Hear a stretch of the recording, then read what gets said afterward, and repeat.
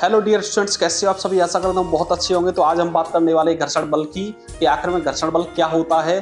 तो घर्षण बल जब दो चीजें या दो वस्तुएं आपस में रगड़ती है तो उस रगड़ाव के कारण एक बल उत्पन्न होता है, उसी को हम कहते हैं घर्षण बल। जैसे मान के चलिए ये कोई दो वस्तु है और ये दो वस्तु आपस में अगर रगड़ रही है एक दूसरे से, अगर मैं इसको रगड़ूंगा तो ये इन दोनों की जो सतह है उस सतह के बीच में एक बल उत्पन्न होता है, उसी बल को कहते हैं घर्षण बल।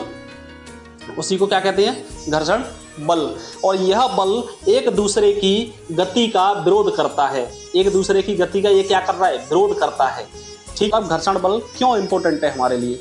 तो जैसे ये मेरे पास एक पेन है, ठीक है, इस पेन को मैं इस कागज पे चलाऊंगा तो ये चल जाएगा। देखिए चल रहा है ना, इस कागज पे मैंने पेन को चलाया, ये चल गया।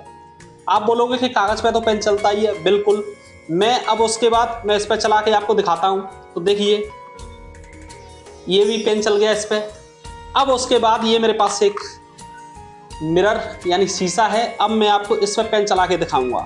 तो देखिए मैं इस पे पेन चला रहा हूं, आपको दिख रहा होगा।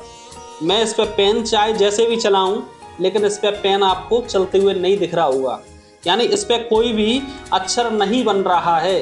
क्यों नहीं बन रहा है? क्योंकि यहाँ पे ये जो कागज है इस जगह पे घर्षण बल है और यहाँ पर भी घर्षण बल है, लेकिन यहाँ पर मैं जब पेन चला रहा हूँ तो यहाँ पे घर्षण बल का जो मान है वो नगण्य यानी शून्य है। तो जहाँ पर घर्षण बल का मान शून्य होगा वहाँ पर पेन हमारा नहीं चलेगा।